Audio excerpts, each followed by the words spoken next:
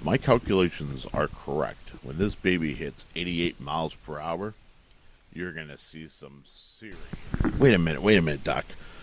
Are you telling me you built a time machine out of a DeLorean? The way I see it, if you're going to build a time machine into a car, why not do it with some style?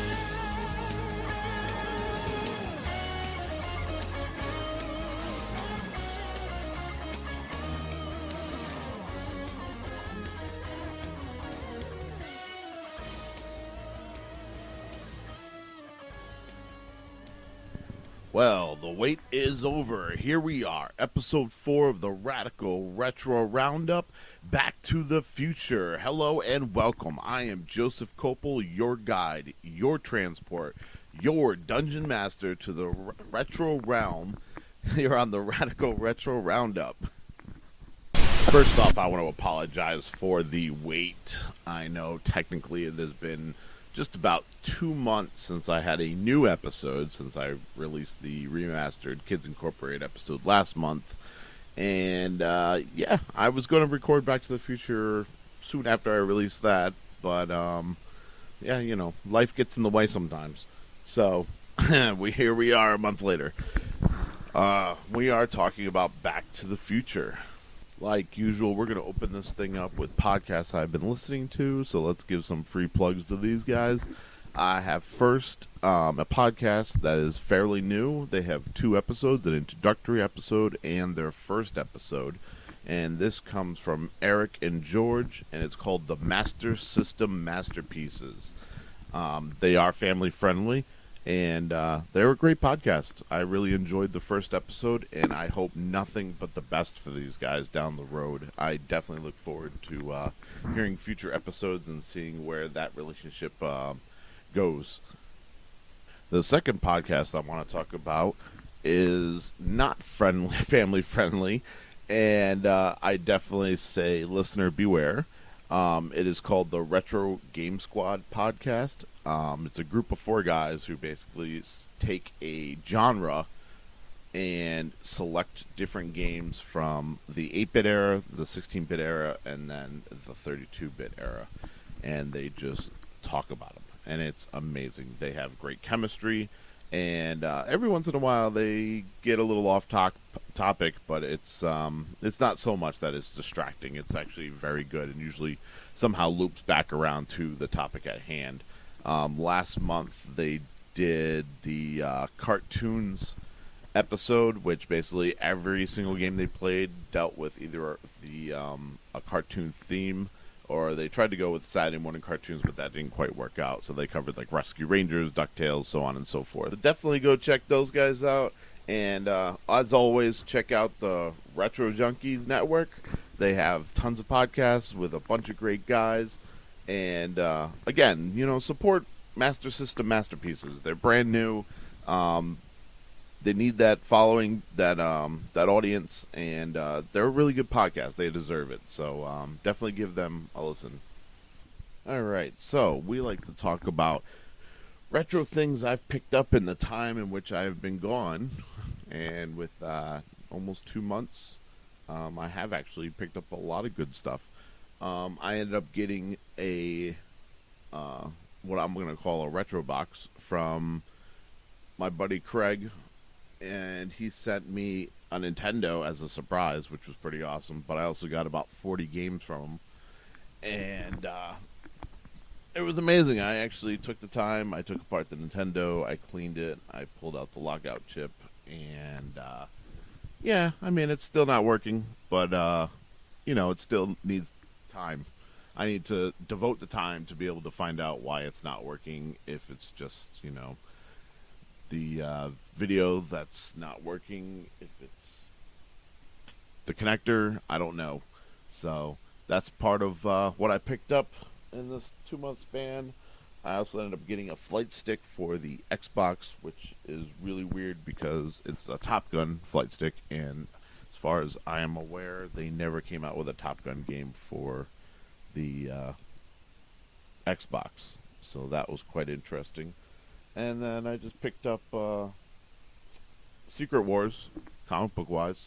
Not really retro because it's a new storyline, but I mean, come on. The original Secret Wars came out in 1985. That's retro. So, yeah, I mean, just work, life, picking up retro stuff. That's pretty much what's been going on the past 2 months. I've also been working on a marketing campaign for my aunt for a book that she's doing, which has been keeping me pretty busy, as you can imagine. So, anyways, on with the podcast. Back to the Future. Directed by Robert Zemeckis, written by Robert Zemeckis and Bob Gale, produced by Steven Spielberg, starring Michael J. Fox, Christopher Lloyd, Leah Thompson, and Crispin Glover. So, we got some trivia facts. Check that out. Did you know that Back to the Future was the top grossing film of 1985? That was pretty cool when I read it. I did not know that. The script was rejected 40 times before it was actually greenlit by Universal, which I find interesting because, I mean, I love this movie. Spoilers for the end of the podcast, but I mean, who doesn't? Back to the Future, at least the first one, is an amazing piece of film. It's shot very well. The movie gives off this very eclectic vibe. It's able to go back to the 50s and still make you feel comfortable and relevant, which is pretty cool. John DeLorean thanked Bob Gale and Robert Zemeckis for using the car in the film, which I did not know that. I thought they had already had the rights to be able to use the DeLorean in the film, and I was interested. That was interesting to find out that they didn't, and John DeLorean was actually pretty cool with that when it all came down to it. I love the DeLorean. I've always said that when I have some money, I will end up buying a DeLorean, and it will be souped up to look like the Back to the Future car. Nice little side note. I, about 5 years ago, had the opportunity to buy a DeLorean for the small sum of $12,000. It sounds good. It also sounds bad. We're talking about a 30-year-old car that, was 12 grand. It was 25 at the time, but, 12 grand. And it needed work, and there was nothing that had been done to it, and it just looked like I needed to put a lot more work into it than what the 12 grand was. So it wasn't worth it, and I had to pass. So an interesting fact, Michael J. Fox had always been the first choice to play Marty, but Family Ties, well, kind of tied him up.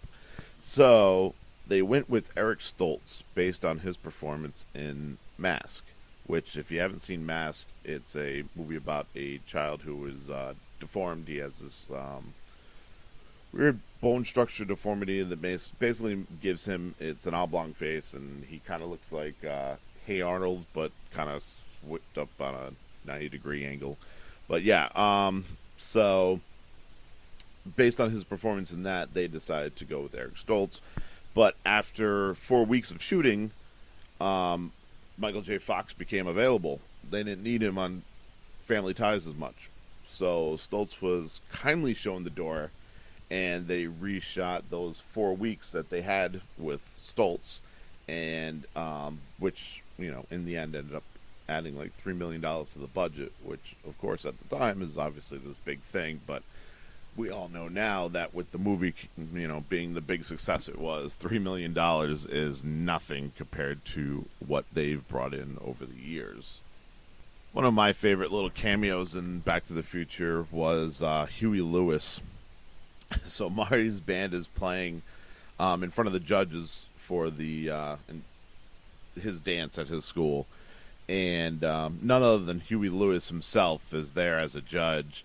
And Marty plays an orchestrated version of The Power of Love, and of course gets rejected by Huey Lewis, who says he's just too damn loud. And I don't know, that to this day, 30 years later, that still gets me because, I mean, it's Huey Lewis's song, and he's telling him it's too loud. It's great. I love it. And I got one more little piece of trivia for you, which I thought was pretty interesting. So Ralph Macchio, yeah, the Karate Kid, turned down the role of Marty. His quote was, "I don't get it. It's a kid, a car, and some plutonium pills." Really? Like, Ralph Macchio, like, you're the Karate Kid. Like, you had the chance to be an 80s icon, and you thought it had something to do with plutonium pills and drug deals, and yeah, I don't know what to say. I don't know what to say at all. So here we are in sunny California, October 25th, 1985. Marty McFly, a 17-year-old high school student, visits the home of his friend, an eccentric local scientist named Dr. Emmett Brown, but finds that Doc is not there. Moments before Marty had walked in, a report came across television about missing and stolen plutonium. Dun dun dun. As Marty walks into Doc's house, he kicks his skateboard and it runs into a box of plutonium. Guess who stole the plutonium? They do a good job of setting stuff up. That just happens to be under Doc's bed. Marty, however, does not notice the box and proceeds to hook up his guitar up to a giant amplifier that Doc has constructed. Marty turns the amplifier settings to their highest point and strums his guitar. The amp blows up and sends Marty flying into the shelves behind him. Marty soon receives a call from Doc asking him to meet him at 1:15 a.m. in the parking lot at the Twin Pines Mall, and was told not to use the amplifier, even though, well, he had already used it and took a wild ride because of it.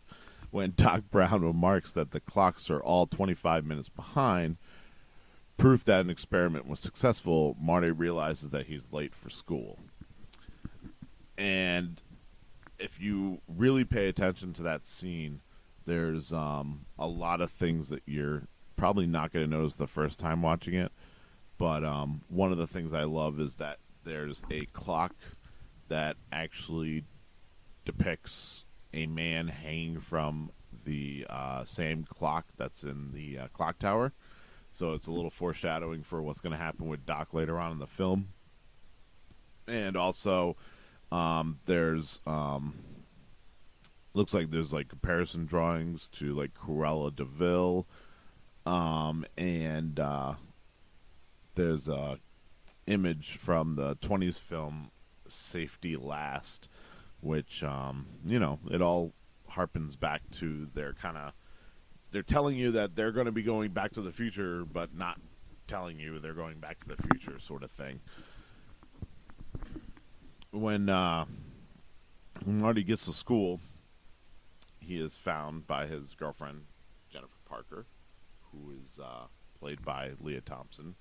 And she informs Marty that Mr. Strickland, I love Mr. Strickland, is looking for him. Mr. Strickland finds him, of course, and gives Jennifer a tardy slip and basically tells Marty that he's not going to amount to anything because no McFly in the history of Hill Valley has ever amounted to anything. So after school, the Marty and his band, the Pinheads, audition for the school dance. And of course, like I said earlier, they're rejected for being too loud. by Huey Lewis. Afterwards, Marty confides in Jennifer, and he's worried that, he's never going to get a chance and all this other stuff. And of course, Jen's like, "You're going to be a huge rock star. You're going to be awesome." And they're just about to kiss as some lady comes up shaking a can and asking for donations for the clock tower. And they both give that what the hell look and throw a quarter in and end up getting a flyer about the clock tower, which basically explains that it was struck at 10:04 p.m. on a Saturday, November 12th, 1955, which of course is our second big setup for this movie. And Jennifer soon has to leave, writes her phone number on the back of the flyer as she's going to her grandmother's house, and of course Marty doesn't have that number apparently. Folds it up and puts it in his pocket, which conveniently will still be there later on when the events unfold, as we say. When Marty gets home, he finds the family car has been totaled by, of course, George's supervisor. George is Marty's dad, Biff Tannen. And, of course, Biff Tannen is going to be a big focal point of this movie. Biff was drinking and driving at the same time. And, he's complaining to George that George didn't tell him that the car had a blind spot, which, most cars have a blind spot. You would think that that's common knowledge that there might be a blind spot. But, Biff's trying to get off of, trying to have to pay for the car and everything else. And then on top of it, Biff demands that, he know who's going to pay for the dry cleaning bill because he spilled beer on his suit in the crash, which, beer on the suit, I think that was the least of his worries. But, we are talking about Biff Tannen here, so it makes sense. So, George is writing reports for Biff, basically making his supervisor look fantastic. And Marty, of course, can't stand the fact that his father can't basically stand up for himself. And they're all sitting down at dinner, and Marty's brother Dave works for Burger King, and poor Linda, she's not the greatest thing either. And then of course you meet Lorraine, who is an alcoholic and disapproves of girls chasing boys, and she remarks the fact that fate brought her and George together. And it was from when George was hit by Lorraine's father in the middle of the street by a car. And they mentioned that their first kiss was at the Enchantment Under the Sea dance. And you could tell that she's fondly remembering it as George basically doesn't care and is laughing at something on the TV. And, you could see that, she's tired. There's no more passion between the two of them. It's done, sort of thing. So, Marty falls asleep after dinner. He's woken up by Doc calling. Which, by the way, this drives me crazy. So Doc calls Marty in his room on his own private line. And this is a thing in the 80s anyways. Like, that just drives me nuts. Is these kids that have private phone lines. Like, I never knew anybody who had their own private phone line until I met my first girlfriend in, 98, 99. Like, she had one, but, she was a senior in high school. You know what I mean? Like, I never had my own private line. If someone called me at, 1 o'clock in the morning, my parents were kicking my butt the next day. That's for sure. Because more than likely, I didn't pick up the phone. My parents picked up the phone. So, anyways... So Doc's calling him to basically remind him to bring the video camera to the Twin Pines Mall to meet for a demonstration of Doc's latest invention. Of course, Marty doesn't know that it's the time machine that's been made from a DeLorean. So, when they uh, get to the Twin Pines Mall, um, Doc basically unveils this thing, and Marty is blown away. He doesn't know what to make of it, and basically comments on the fact that he made a time machine out of a DeLorean. And of course, Doc is very proud of this fact and says that he did it because he wanted the time machine to have some style. And its style it had, because it becomes one of the most iconic cars out there. I mean, next to the Batmobile and Kit. I mean, you got the Back to the Future car. You know what I mean? So they do a test run. Marty's a little scared. Doc's got it set up with a remote control. Doc's dog Einstein is inside the car, and he basically drives the car at himself and Marty, and at 88 miles per hour, it travels through time. They send Einstein 1 minute into the future. Overjoyed by the excess, Doc demonstrates to Marty how the time machine works by entering significant dates into the keypad and telling him, the time machine needs 1.21 gigawatts of electrical power.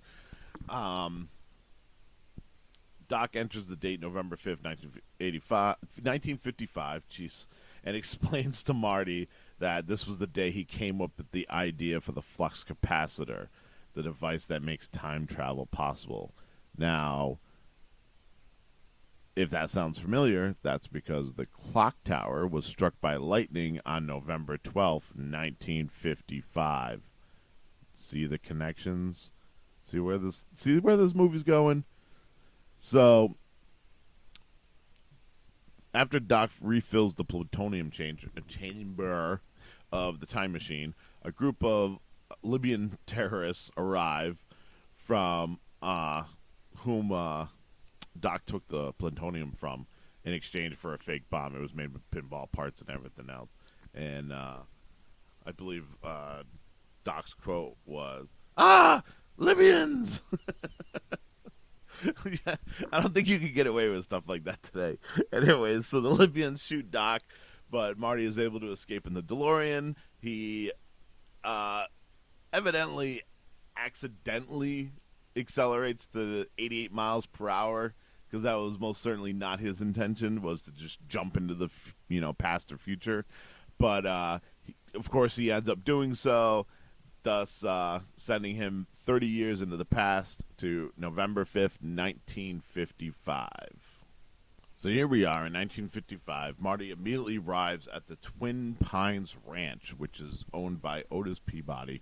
Marty crashes into the barn, geez, not in the bar, in the barn of Mr. Peabody's, and which causes the entire Peabody family to wake up and come outside. On seeing Marty in his radiation suit, which I forgot to mention he was wearing, it is concluded that he is an alien, which makes sense because the DeLorean's doors fly straight up. They look like wings, period, end of story. And, of course, this would also, with the radiation suit, give off the idea that he's an alien. So Peabody then gets his shotgun to kill Marty, but Marty is able to escape in his rush to get away. Marty runs over one of the namesake's Twin Peak trees in the DeLorean, speeding away as Mr. Peabody hits his own mailbox with the shotgun blast, which is awesome because they harper back to that at the end of the film when Marty goes back to 1985. Which, kids, if you didn't know, anything you mess with in the past is going to affect the future, no matter how insignificant. So, don't touch anything if you go back to the past. Actually, you know what? You shouldn't even be going back to the past. You should destroy that flux capacitor you own right now and stay away from that. Just don't do it. Marty encounters differences between 1985 and 1955, including a cleaner, a less rundown ambiance in the courthouse square, And while searching for Doc Brown, he meets his father in a cafe and finds, even back then, he was particularly under Biff's heel. Following George, he finds him in a tree spying on girls undressing with binoculars. Suddenly, George falls from the tree into the path of a car, but Marty pushes him out of the way and is hit instead. So, guess who the owner of the car was? And guess who was supposed to get hit? Yeah, changing things right here. So, George runs off as Lorraine's father shouts for help. Marty wakes up to find his mother watching over him. However, it is a now teen version of Lorraine, played by the stunning Leah Thompson, caring for him, and it's clear she likes the stranger. Yeah, if only she knew that was her future son. Who calls him Calvin Klein because, guess what? Marty wears designer underwear and has a pair of Calvin Klein underwear. He has dinner with Lorraine's family, claims that he's seen the episode of The Honeymooners, The Man from Space, on TV, even though it is brand new. Which, if you remember, I said earlier that George was laughing at an episode on the TV. The episode on the TV in 1985 was The Man from Space from The Honeymooners cartoon. Not a cartoon, the show. And, of course, Marty gets to meet his Uncle Joey, who they've commented in the beginning when they throw a cake on the table that, it was for Jailbird Joey. And poor Joey, he loves his playpen. He cries whenever he's taken out of it. So, yeah, you know what that means. He's going to want to stay in those bars for the rest of his life. And, of course, Marty says something of that nature. He says, you better get used to these, kid. And it's pretty funny. So during dinner, Lorraine starts flirting with her son, which is just awkward. And this has never sat right with me as far as this movie goes. But it makes sense as far as the, film premise. I mean, she's a teenager. Marty's a teenager. She has no idea that it's her son. Michael J. Fox was attractive for the 80s. It makes sense. It makes complete sense that she would be attracted to him. And starts to flirt with him. And he's surprised, obviously, because his mother's like, girls shouldn't be chasing boys. And yet here she is chasing a boy. Marty quickly leaves after feeling uncomfortable and finds Doc, who disbelieves his story and likes to, in quotations, call him Future Boy. And Marty, of course, has to remind him that the bump on his head came from when he fell off the toilet, banged his head on the sink, and he had the vision of the flux capacitor, in which Doc just happens to have a drawing of and goes, oh my God, Future Boy, you are amazing. You really are from the future. And he gets excited because his experiment actually works. And one of the little jokes in the film that I like, and of course Ronald Reagan liked, was the fact that during the conversation with Doc and Marty, they have a little exchange where he basically says, tell me, Future Boy, who's president of the United States in 1985. So Marty says Ronald Reagan, which Doc Brown laughs and says the actor, then who's vice president, Jerry Lewis. And then he supposed that Jane Wyman is the first lady, and Jack Benny is the Secretary of State, and of course Marty's trying to get his attention and all this other stuff. And Doc basically says he's had enough of the practical jokes and shuts the door. And of course that's when Marty mentions the bruise on his head and the vision of the flux capacitor, and makes Doc come out of the bathroom like an idiot, going, oh man, why didn't I listen to him? So after convincing Doc, Marty ends up hooking up the video recorder to the TV, and showing Doc the video of the experiment, which to this day I still don't understand how that was possible.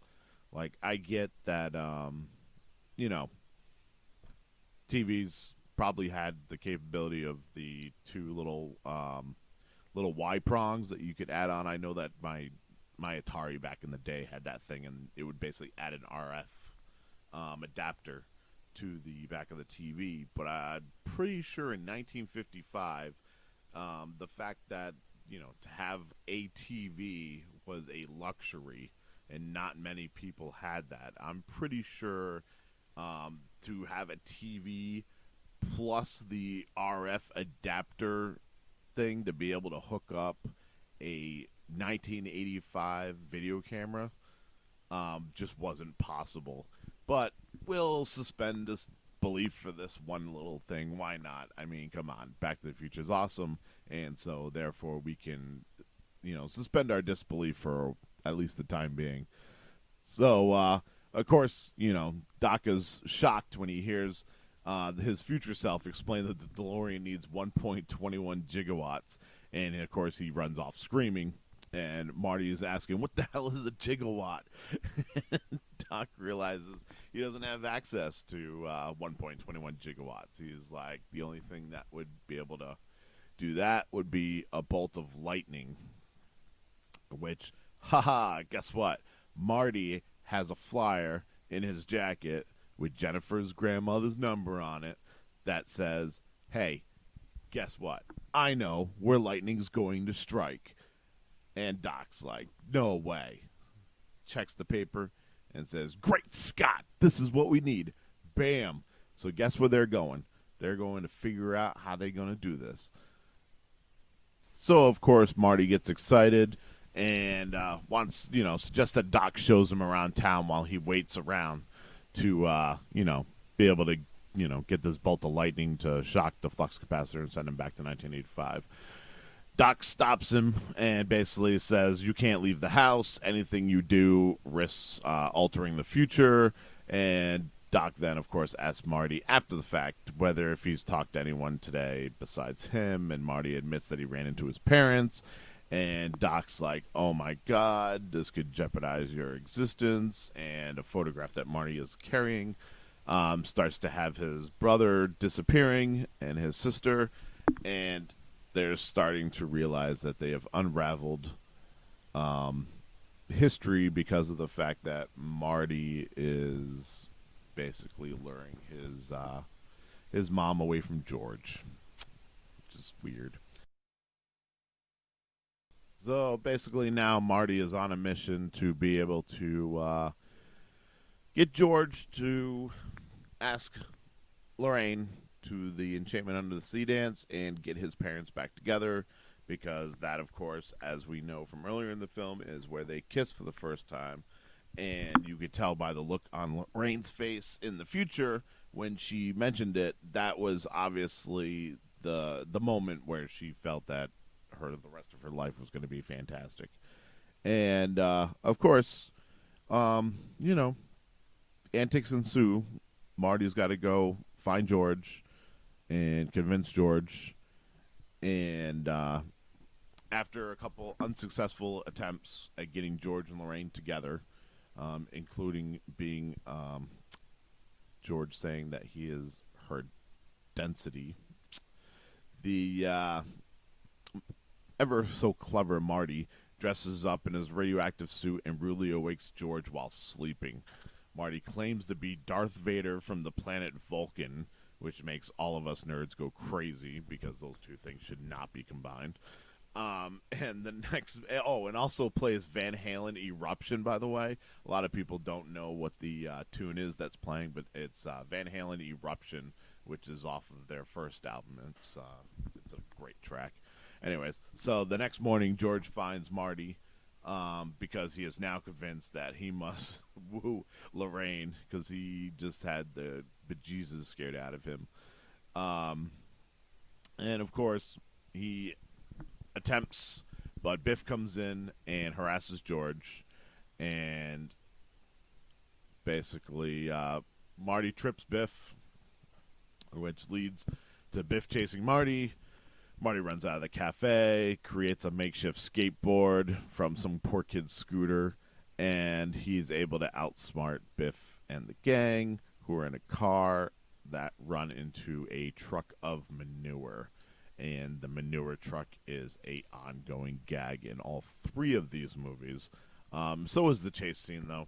I mean, not much, very much deviates. It's basically based on the time in which they're at and how it all plays out. Is the end is the manure truck.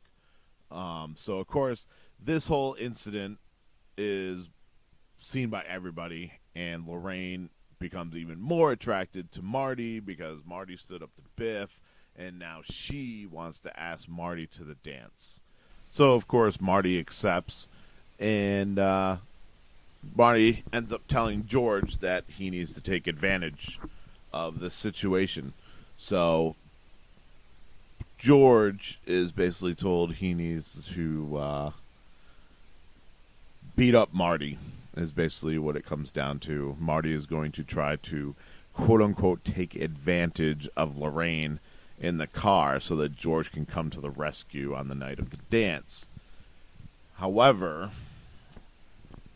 Lorraine is more than willing to let Marty take advantage of her, and is also trying to get Marty to drink some liquor that she stole from her old lady, as she says.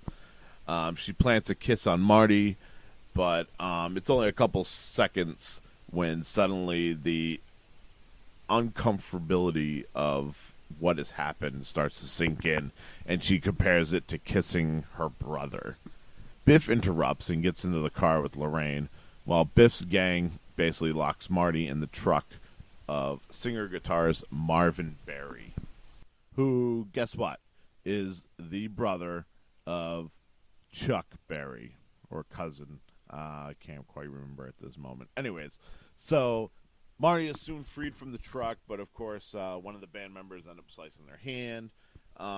Biff, he runs back to Biff and Lorraine when George has finally arrived, expecting Marty. He finds Biff. He starts to back down, but then Biff ends up George, sorry. George starts backing down, but then George ends up clocking Biff right in the face and just drops him like a bad habit, which, of course, guess what? That sparks Lorraine to like George.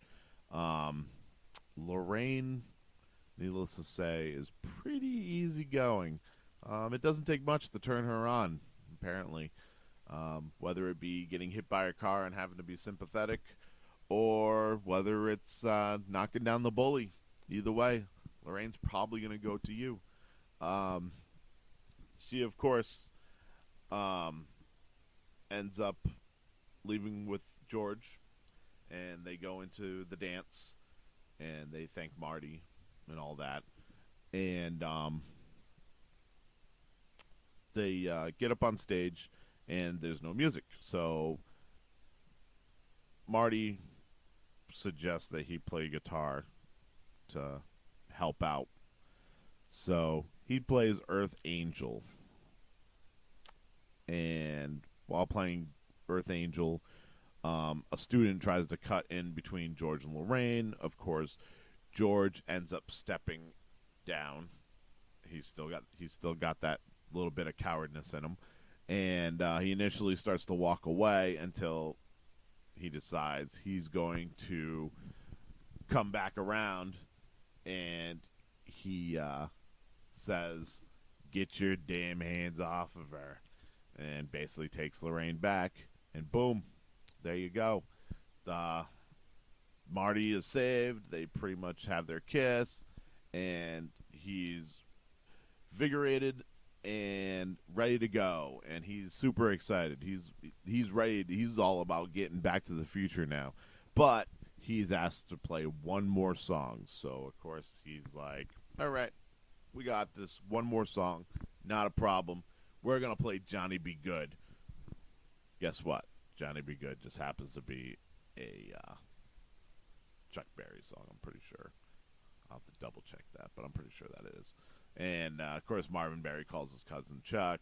tells them that they found the new sound that Chuck has been looking for. Marty does Chuck Berry's trademark duck walk. He also ends up imitating Pete Townsend, Angus Young, Jimi Hendrix, and even taps on the guitar like Eddie Van Halen. Afterwards, the crowd is just stunned. They don't know what to make of this. And Marty basically gets on the mic and says, I guess you guys aren't ready for that yet, but your kids are going to love it. And that's it. Marty has one last chat with his parents. They basically thank him again. He leaves. He joins Docs, who has suspended a cable from the clock tower down through this other cable through a bunch of lights and have it strung up across the street so that when the DeLorean comes ripping, roaring down the street, the line can catch it, and boom, the lightning will be directed right into the flux capacitor, instantaneously sending Marty back to the year 1985. So Marty is trying to tell Doc about how he dies. Well, that's one thing I left out. Sorry, guys. That at some point Doc ends up watching the video contraption on his own, finds out that he's shot, presumably killed, and basically Marty tries to write him a note to save his friend, and so his friend will be there in the future when he gets back. Doc, of course, doesn't want anything to do with it. He wants, he doesn't want to interfere with the future. Blah, blah, blah. Time runs out, and Marty's got to go. Like, he's got to run to the DeLorean. So he gets to the car. He ends up saying that he needed more time. He realizes, hey, I'm in a time machine. Of course I have all the time in the world. So what does he do? He ends up setting the time back just a slight little bit, and so he can save Doc. Meanwhile, Doc, of course, fixes one of the wires that become disconnect. He slides down the wire to reconnect it. Just as the lightning hits the tower, Marty accelerates to 88 miles per hour and connects with the cable, sending him back to the future. Doc runs along the fire trails, shouting in laughter at the success of his experiment, and the last of 1955 is done. That's it. That's it. We're back in 1985. We're back in 1985. And Marty is ready to go, and the car stalls. So he's like, oh my God, I can't get the car started. I can't get the car started. So he finally just gets out of the car and he runs. By the time he gets to the mall, which is now called the Lone Pine Mall, due to Marty running over one of the pines in 1955, Marty arrived late and sees Doc being shot and himself driving the DeLorean back in time while the terrorists crashed into a photo booth. As Marty rushes down, he begins weeping over the loss of Doc. Doc suddenly sits up, opening his radiation suit to reveal a bulletproof vest. He then pulls out the letter Marty wrote him, yellowed with age and taped together from the shreds he tore into 30 years before. Marty asks Doc why he kept the letter and if he was worried about screwing up the future. Doc simply tells Marty, well, I figured, what the hell. Doc drives Marty home and then departs for the year 2015. In the morning, Marty discovers his house is different. There's a new BMW in the driveway that replaces the wrecked Chevy Nova. Linda has an active social life. Dave works in an office, no longer Burger King. And Lorraine and George arrive home from playing tennis, both fit and attractive, and much more affectionate to one another than when Marty had left them. Lorraine now approves of Marty seeing Jennifer and asks basically if they're still going to the lake, which of course shocks the hell out of Marty. Jennifer and George also show more self-confidence, even catching Biff in a rib. Biff, who is now timid and instead of being George's supervisor, now has an auto dealing service running with the delivery of George. Oh, Jesus, I can't even read my notes. And he reads. He runs in with a delivery, which happens to be George's first novel, A Match Made in Space, which he says anything you can do, you just put your mind to it. You can do it. And of course, is what Marty had said to him as a young kid, and he obviously took that advice very well. Marty then finds the Toyota pickup that he previously coveted, and it's a gift from his parents, which, I mean, not for anything. Even not being 1985, that's a pretty sweet truck. I would take that truck now. I mean, it probably wouldn't run that well, but I'd take that truck now. Of course, Marty and Jennifer are about to take a ride in the truck when Doc reappears in the DeLorean, telling Marty to come with him to the future, that something has got to be done about their kids. He hurries Marty and Jennifer into the car as Doc pulls out of the driveway. Marty points out there is not enough room to accelerate to 88 miles per hour.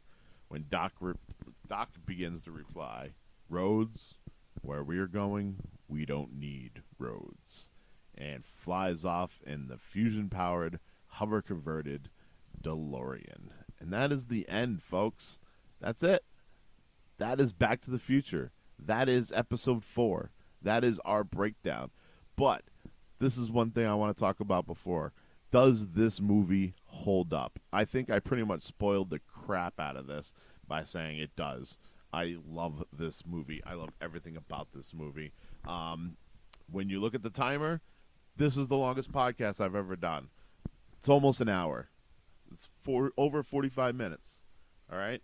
So this proves that this is an amazing movie. I spent more time on this movie than I have on Kids Incorporated, Voltron, and it'd probably be more than my next topic as well. So with that being said, my next topic will be, I don't know yet, but the audio at the end of the podcast will let you know. Well, that is if you can figure it out.